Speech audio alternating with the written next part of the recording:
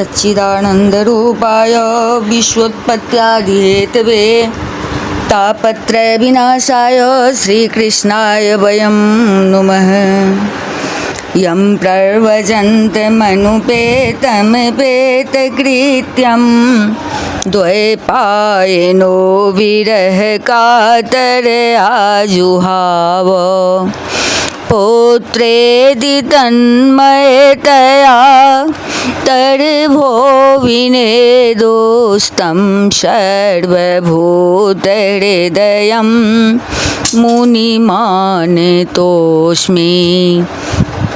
निगमकल्पतरोर्गलितं फलं शुकमुखादिमितद्रवसंयुतं पिबत भागवतं रसमालयं मुहुरहो रसिका भुवि भावुका। ओम नमो भगवते वासुदेवाय। ओम श्री परमात्मने नमः। इस YouTube चैनल पे सभी भक्तगणों का हार्दिक स्वागत है, हार्दिक अभिनंदन है। श्रीमद् भागवत महापुराण के दशम स्कंध में सप्तम अध्याय, जिसमें कि सकट भंजन और तृणावर्त उद्धार का वर्णन किया गया है। राजोवाच येनावतारेण भगवान् हरिरीश्वरः करोति कर्णरम्यानि मनोज्ञानि च नः प्रभो। राजा परीक्षित ने पूछा, प्रभो, सर्वशक्तिमान भगवान श्री हरि अनेकों अवतार धारण करके बहुत सी सुंदर एवं सुनने में मधुर लीलाएं करते हैं। वे सभी मेरे हृदय को बहुत प्रिय लगती है। यच्छृण्वतो पैत्यरतिर्वितृष्णा सत्वं च शोध्यत्यचिरेण पुंसः भक्तिर्हरो तत्पुरुषे च सख्यं तदेव हारं वदमन्यसे चेत्। उनके श्रवण मात्र से भगवत संबंधी कथा से अरुचि और विविध विषयों की तृष्णा भाग जाती है। मनुष्य का अंतःकरण शीघ्र से शीघ्र शुद्ध हो जाता है। भगवान के चरणों में भक्ति और उनके भक्तजनों से प्रेम भी प्राप्त हो जाता है। यदि आप मुझे उनके श्रवण का अधिकारी समझते हो तो भगवान की उन्हीं मनोहर लीलाओं का वर्णन कीजिए। अथान्यदपि कृष्णस्य तोकाचरितम् अद्भुतं मानुखं लोकमासाद्य तज्जाति मनुरुन्धतः। भगवान श्री कृष्ण ने मनुष्य लोक में प्रकट होकर मनुष्य जाति के स्वभाव का अनुसरण करते हुए जो बाल लीलाएं की हैं, अवश्य ही वे अत्यंत अद्भुत है। इसलिए आप अब उनकी दूसरी बाल लीलाओं का भी वर्णन कीजिए। श्री शुकवाच कदाचिदोत्थानिक कौतुकाप्लवे जन्मक्षयोगे समवेतयोषितां वादित्रगीतद्विजमन्त्रवाचकेश्चकार शूनोरभिषेचनं सती। श्री सुखदेव जी कहते हैं, परीक्षित, एक बार भगवान श्री कृष्ण के करवट बदलने का अभिषेक उत्सव मनाया जा रहा था। उसी दिन उनका जन्म नक्षत्र भी था। घर में बहुत सी स्त्रियों की भीड़ लगी हुई थी। गाना बजाना हो रहा था। उन्हीं स्त्रियों के बीच में खड़ी हुई सती साध्वी यशोदा जी ने अपने पुत्र का अभिषेक किया। उस समय ब्राह्मण लोग मंत्र पढ़कर आशीर्वाद दे रहे थे।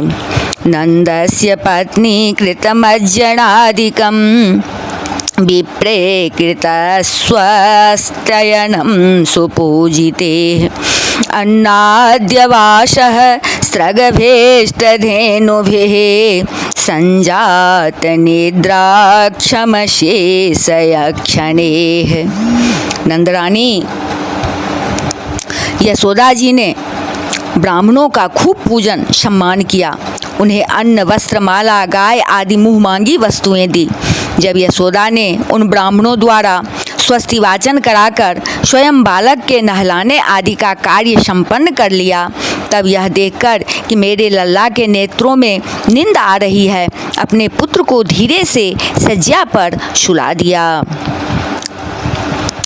औत्थानिकोत्सुक्यमना मनस्विनी समागतान् पूजयति ब्रजोकशः नैवाशृणोदवैरुदितं सुतस्य सा रोदनस्तनार्थे चरणाबुदक्षिपत। थोड़ी देर में श्याम सुंदर की आंखें खुली तो वे स्तनपान के लिए रोने लगे। उस समय मनस्विनी यशोदा जी उत्सव में आए हुए ब्रजवासियों के स्वागत सत्कार में बहुत ही तन्मय हो रही थी, इसलिए उन्हें श्री कृष्ण का रोना सुनाई नहीं पड़ा। तब श्री कृष्ण रोते रोते अपने पांव उछालने लगे। अधः शयानस्य शिशोरनोल्पको प्रबालमृदङ्घ्रिहतं व्यवर्तत वेध्वस्तनाना रसकोऽप्यभाजनं व्यत्यस्तचक्राक्षविभिन्नकुवरम्। शिशु श्री कृष्ण एक छकरे के नीचे सोए हुए थे। उनके पांव अभी लाल लाल कोपलों के समान बड़े ही कोमल और नन्हे नन्हे थे, परंतु वह नन्हा सा पांव लगते ही विशाल छकरा उलट गया। उस छकरे पर दूध, दही आदि अनेक रसों से भरी हुई मटकियाँ और दूसरे बर्तन रखे हुए थे। वे सब के सब फूट फाट गए और छकरे के पहिए तथा धूरे अस्त व्यस्त हो गए। उसका जुआ फट गया। दृष्ट्वा यशोदा प्रमुखा व्रजस्त्रिय औत्थानिके कर्मणि या समागताः नन्दादयश्चाद्भुतदर्शनाकुला कथं स्वयं वै सकटं विपर्यगात्। करवट बदलने के उत्सव में जितनी भी स्त्रियां आई हुई थी, वे सब और यशोदा, रोहिणी, नंद बाबा और गोपगण इस विचित्र घटना को देखकर व्याकुल हो गए। वे आपस में कहने लगे, अरे यह क्या हो गया? यह छकड़ा अपने आप कैसे उलट गया? उचूरभ्य बसित मतिन गोपान गोपिश्च बालका रुदतानेन पादेन क्षिप्त में तन्न संशयः। वे इसका कोई कारण निश्चित न कर सके। वहाँ खेलते हुए बालकों ने गोपों और गोपियों से कहा कि इस कृष्ण ने ही तो रोते रोते अपने पाँव की ठोकर से इसे उलट दिया है, इसमें कोई संदेह नहीं। न ते श्रद्धा धीरे गोपा बालभासित मित्युत अप्रमेयं बलम तस्य बालकस्य न ते विदुः। परंतु गोपों ने उसे बालकों की बात मानकर उस पर विश्वास नहीं किया। ठीक ही है, वे गोप उस बालक के अनंत बल को नहीं जानते थे। ठीक ही है कि वे गोप उस बालक के अनंत बल को नहीं जानते थे। रुदन्तं सुतमादाय यशोदा गृह संकिता क्रेत स्वस्त्ययनं विप्रे सुक्ते स्तनं पाययत। यशोदा जी ने समझा यह किसी ग्रह आदि का उत्पात है। उन्होंने अपने रोते हुए लाडले लाल को गोद में लेकर ब्राह्मणों से वेद मंत्रों के द्वारा शांति पाठ कराया और फिर वे उसे स्तन पिलाने लगी। पूर्ववत स्थापितं गोपेर बलिभिः सपरीक्षदं विप्रां हुत्वा वार्चयाश्च क्रोधयज्ञध्यक्ष कुशाम्बुभिः। बलवान गोपों ने छकरे को फिर सीधा कर दिया।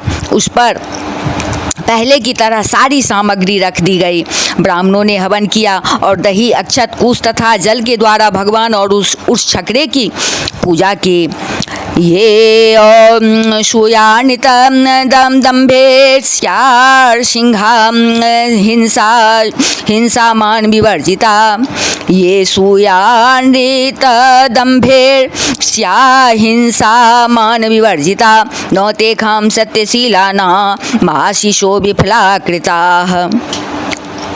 अब जो किसी के गुणों में दोष नहीं निकालते, झूठ नहीं बोलते, दंभ, ईर्ष्या और हिंसा नहीं करते तथा अभिमान से रहित हैं, उन सत्यशील ब्राह्मणों का आशीर्वाद कभी भी विफल नहीं होता।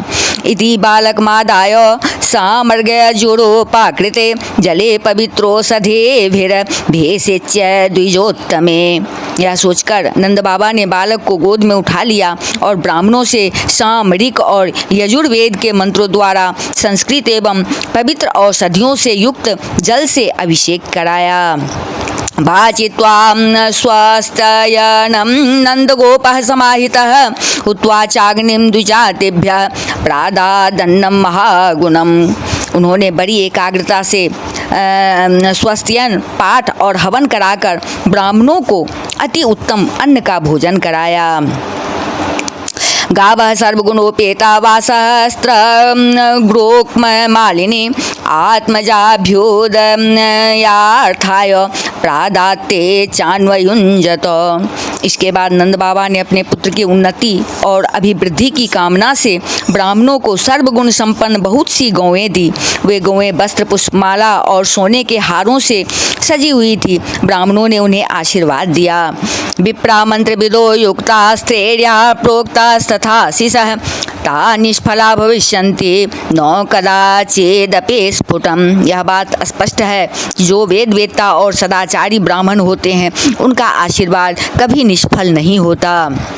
एकदारोहमारूढ़ं लालयन्ति सुतं सते गरे मानं शिशोर्बोढुं न सेहे गिरिकूटवत्। एक दिन की बात है, सती यशोदा जी अपने प्यारे लल्ला को गोद में लेकर दुलार रही थी। सहसा श्री कृष्ण चट्टान के समान भारी बन गए। वे उनका भार न सह सके।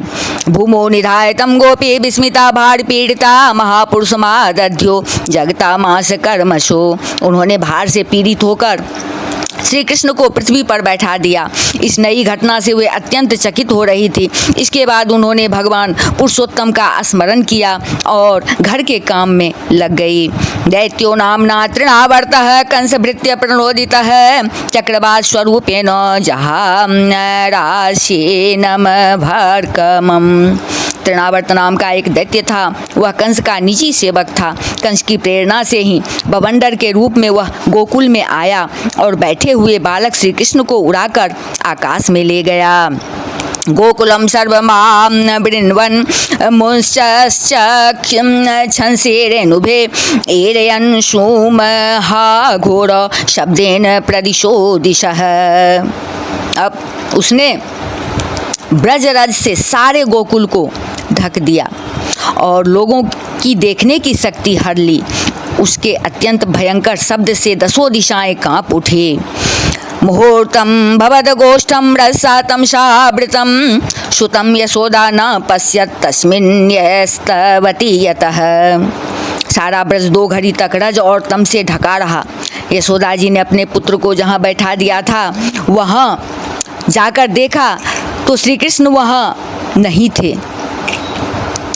न पश्यत कश्चनात्मानं परम चापि विमोहितः तृणावर्तने सृष्टाभे शर्कराभिरुपद्रुतः। उस समय तृणावर्त ने बवंडर रूप से इतनी बालू उड़ा रखी थी कि सभी लोग अत्यंत उद्विग्न और बेसुध हो गए थे। उन्हें अपना पराया कुछ भी नहीं सूझ रहा था। न पश्यत कश्चनात्मानं परम चापि विमोहितः तृणावर्तने सृष्टाभे शर्कराभिरुपद्रुतः। उस समय तृणावर्त ने बवंडर रूप से इतनी बालू उड़ा रखी थी कि सभी लोग अत्यंत उद्विग्न और बेसुध हो गए थे। उन्हें अपना पराया कुछ भी नहीं सूझ रहा था। इति खर पवन चक्र पांशु वर्षे सूत पदवी में बला विलक्ष्य माता अति करुण मनुस्मरणत्य सोचद भुवे पतिता मृतवत्स का यथा गो।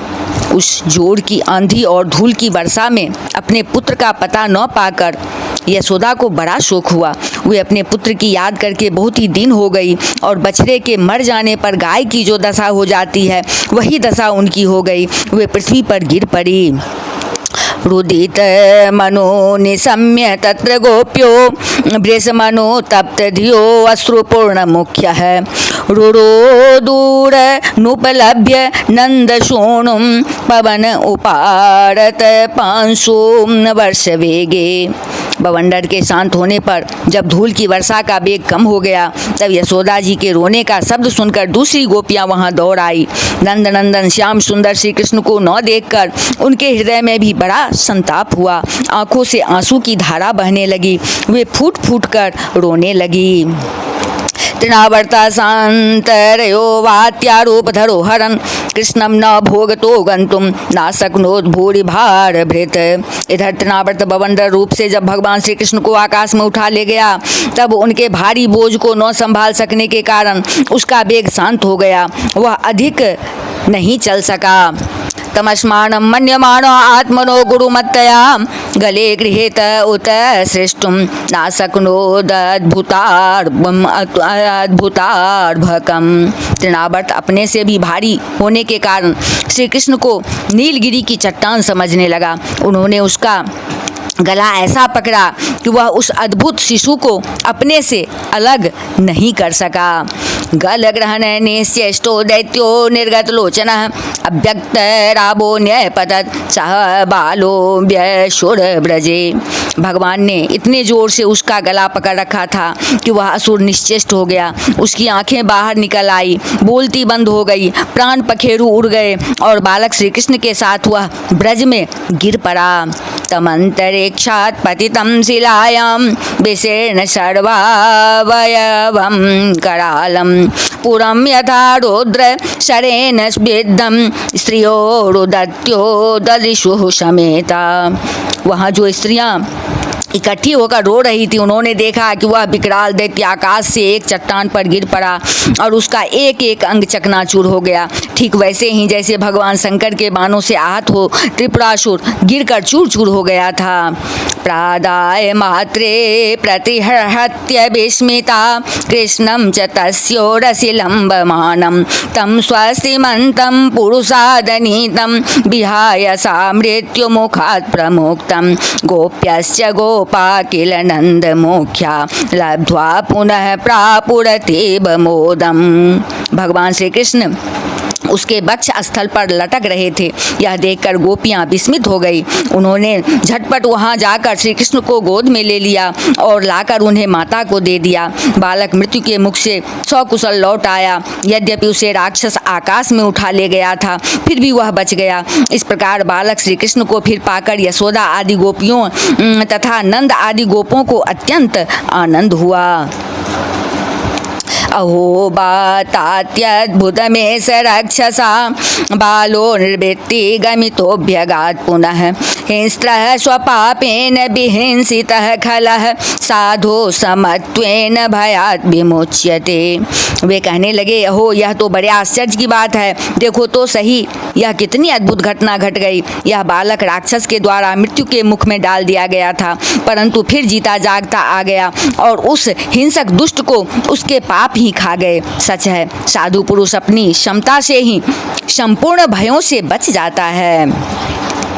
किंनस्तपश्चेण मधोक्षजार्जनं पोर्तेष्टदत्तमुतभूत सौहृदं यत्संपरेतः पुनरेव बालको देष्ट्या स्वबंधुन प्रणयन्नुपस्थितः।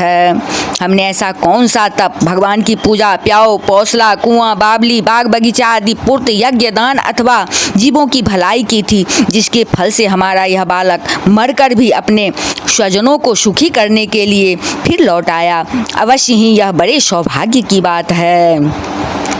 दृष्ट्वाद्भुतानि बहुशो नंदगोपो बृहद्वने वसुदेव वचो भूयो मानयामास विस्मितः। जब नंद बाबा ने देखा कि महावन में बहुत सी अद्भुत घटनाएं घटित हो रही है, तब आश्चर्यचकित होकर उन्होंने वसुदेव जी की बात का बार बार समर्थन किया। एकदार भगमादाय स्वांकमारोप्य भामिनी प्रश्नोतम पाययामास स्तनम स्नेह परिप्लुता। एक दिन की बात है, यशोदा जी अपने प्यारे शिशु को अपनी गोद में लेकर बड़े प्रेम से स्तनपान करा रही थी। वे वात्सल्य स्नेह से इस प्रकार सराबोर हो रही थी कि उनके स्तनों से अपने आप ही दूध झरता जा रहा था। पीत प्रायस्य जन्नी सा तस्य रुचिरस्मितं मुखम लालयते राजन जिम्रतो दौदृशे इदम। जब वे प्रायः दूध पी चुके और माता यशोदा उनके रुचिर मुस्कान से युक्त मुख को चूम रही थी, उसी समय श्री कृष्ण को जम्भाई आ गई और माता ने उनके मुख में यह देखा। खम्रोदसी ज्योतिरनीकमासाः सूर्येन्दुवहिनी श्वसनाम्बुधिंश्च द्वीपान्नगास्तद्यो हि त्रिवर्णानि भूतानि यानि स्थिरजंगमानि। उसमें आकाश, अंतरिक्ष, ज्योतिर्मंडल, दिशाएं, सूर्य, चंद्रमा, अग्नि, वायु, समुद्र, द्वीप, पर्वत, नदियां, वन और समस्त चराचर प्राणी स्थित है। साविच्य विश्वम सहसा राजन संजात बेपथुः सम्मिल्य मृग शावाक्षी नेत्रे आसीत सुविस्मिता। सुखदेव जी कहते हैं, परीक्षित अपने पुत्र के मुंह में इस प्रकार सहसा सारा जगत देखकर मृग शावक नयनी यशोदा जी का शरीर कांप उठा। उन्होंने अपनी बड़ी बड़ी आंखें बंद कर ली। वे अत्यंत आश्चर्यचकित हो गई। इति श्रीमद्भागवते महापुराणे पारमहंस्यां संहितायां दशम स्कंदे पूर्वार्धे तृणावर्त मोक्षोणाम सप्तमोध्याय। बोले वृंदावन बिहारी लाल की जय, राजा रामचंद्र की जय, अम्बा जनक नंदनी की जय, भास्कर भगवान की जय, बजरंगबली की जय, उमापति महादेव की जय, श्रीमद्भागवत महापुराण की जय। बोलिए सब संतन की जय। जय जय श्री राधे।